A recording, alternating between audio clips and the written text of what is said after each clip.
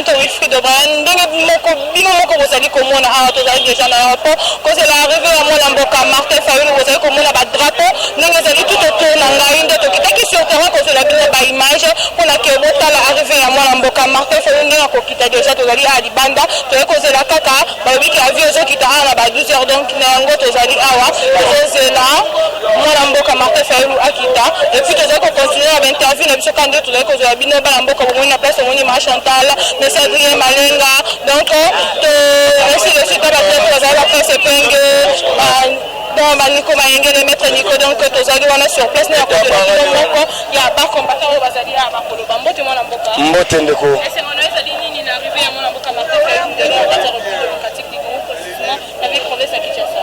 Oui, d'abord tozali réseau de liste intellectuelle pro-démocratique où ils accompagnent toujours vérité désir là.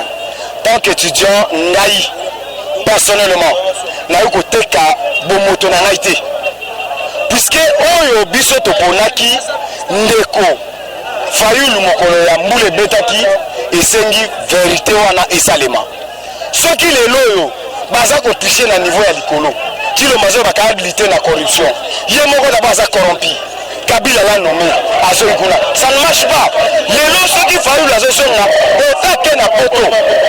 Puisque Mindele, bazo continue toujours au Kangambo Kanabiso, na maboko batia en poche. Et c'est une fois là qu'on a faire voir Baron Reden là, avec cet là, Ezaki, à l'époque, il y a 1960. Les lots de en 2019. C'est Fayulu qui est le président. Et c'est une personne qui s'est et puis Fayulu doit rendre compte à la population congolaise. Dans le discours de Félix Apesi. Et ça lui sonne. Fayulu le Sika accueilli, les lois que nous avons pour la réforme institutionnelle, il faut ça. Kobima na sorti la crise politique de ce temps-là. Maman Ali présente na combien? Puis l'autre chose que na Sikali. Peuple moko to so fanda to fandi. Et ça normal. Et ça lui bien dit. Et que c'est oui.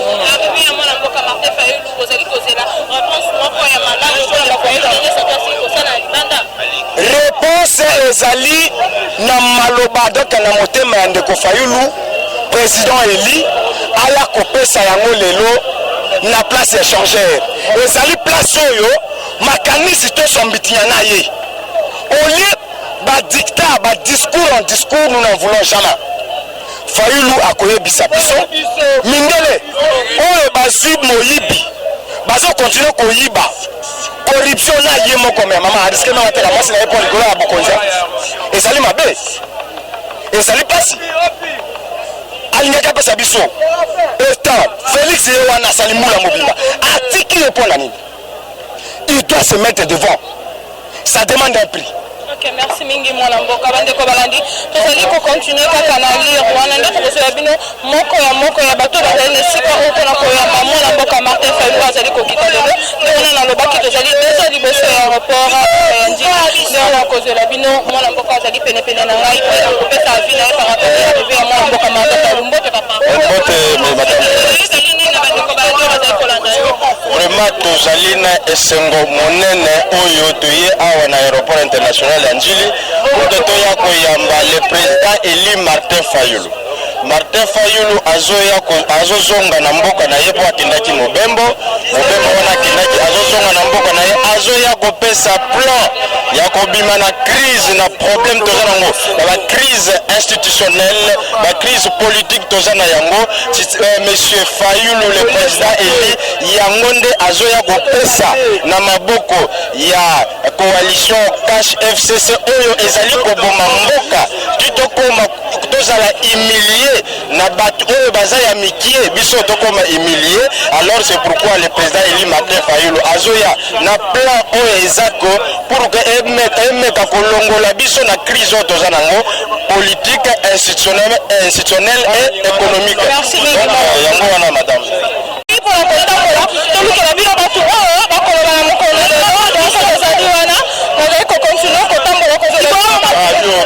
maman journaliste.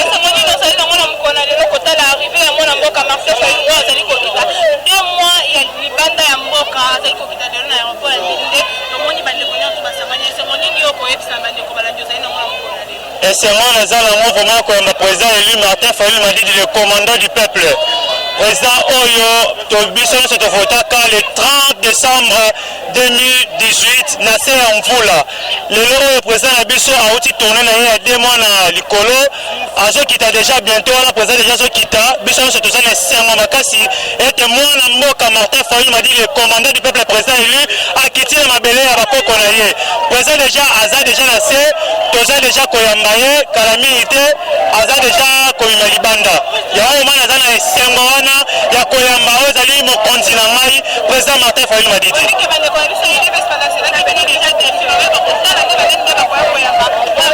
Bato wana balandaka bango te wana bazalaka maloba biso eza deja makila Fayulu eza muta makila ye ata nzinza pamba ata telemi na boulevard bato akoya kaka ata telemi na boulevard bato akoya kaka donc Fayulu yongo aza wana ye azali mwana nzambe ata kutu mfuka pamba so amoni Fayulu akoya kaka koyoka ngai yo nde ozali mokonzi.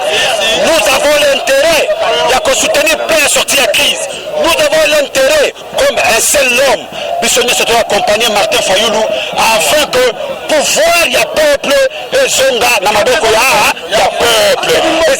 Les aliboyetés.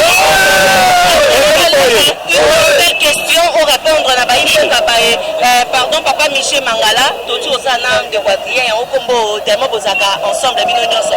Oui, Bisabiso, n'a pas une boca à Bakolanda, qui nous des gens bien Bemba, à Kokende Kobeda, au Bosso, et Kouké, à FCC, et Zalibo Solo. Il y a solo, on a aussi copié le Bango à Mama Tatiana. Ezali le Kouta Monene. Ezali distraction Monene. Ezali pour que bas semer ba doute. La tête à mitema ba Congolais, ou ba Congolais ba pouvoir, ba yebi ya solo que ndeko Chilombo azali wana pona Kabila. Kabila mutu achaye wana. Azali wana pona volonté ya Kabila. Ba ite mutu na lobi bango moko ba lobi yako. Yangoyo. Omoni tango peuple a comprendre loko wana. Il fallait maintenant semer ba doute. Pas semer ba doute na mitema ba Congolais. Menace ya Kabound. Menace ya Kabound. Peuple de Kabila bazu yango au sérieux. Menace wana tanga yebisi bango ba yekola ko nager. Alors mbala moko ba décréter réunion na bango na Bakongo na Kasambulu. Et kuna na Kasambulu bamoni invité surprise wana nani Kabila. Obi makambo yebisi bango alobi pardon. Botia nanu na se. Boko sabnanu bango. Bo distraire bango. Bo charmer bango. Bo ba croire que coalition ya bisona bango ezali coalition ya solo. Na sima na 2023 donc obimisa manzaka pour que to récupérer pouvoir na biso. Yango bomoni na discours ya Chilombo. Ezali discours ya mwasi akobondela mobali. Discours ya mwasi akobondela mobali. Yango bomoni abandi koloba makambo olakisa bango ke problème côté ezali tozali ensemble. Il dépasse de croire na Kabila. Il dépasse à croire na Kabila. Yango yo mama makambo oyo peuple na biso ya comprendre. Alors ndenge bango mibale bakoki ko se neutraliser te. Batali maintenant que biso déjà si tobimi mabe devant l'opinion publique. Peuple na biso bokili mobimba bayebi que Kabila Chilombo azali wana pona Kabila. Osala nini pour que tous sous confiance ya peuple wana pour que tous se met ba doute na mitu ya peuple. Yango moni batu ya FCC bakei kolo bakei tombokisanga pona ngo ndeko Bemba akei kobeta na porte ya Kabila. Ezali lokuta monene pour que baseme badoute na kati ya mitema ya bakongole. Me bakongole na biso baya bazoba te. Bakongole na biso bazali bato ya mayele bayebi ke wana bakosala ezali lokuta ya oyo un seul peuple. Et c'est dit que tout le mabiso, non pour défendre Mboka Nabiso. Parce que Nekonayai, Makambo tozali koloba. Makambo tozali koloba. Peuple Nabiso ya komona yango. Botala sur le plan social. Sakombi ya madesu oyo ezalaki 1100. Lelo ekomi 3800. Lelo ekomi 3800. Botala sur le plan économique. S'il vous plaît.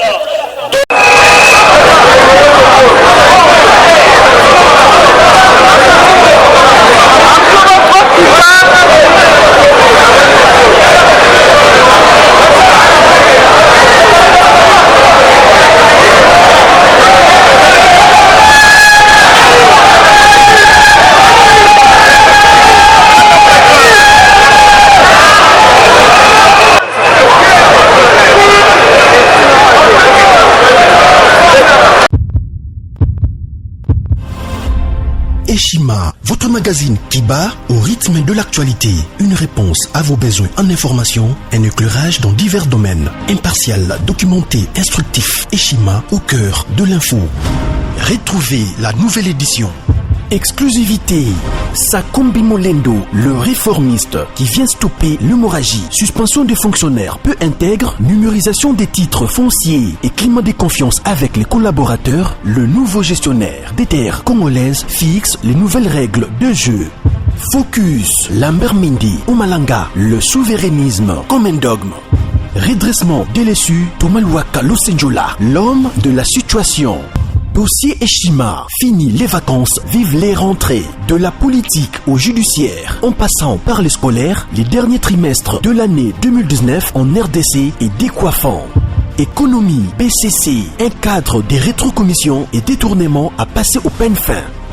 Découverte, Claude Ibalanki et Colomba, les coordonnateurs du MNS au centre de l'action de Félix Tshisekedi dans le Grand Lac.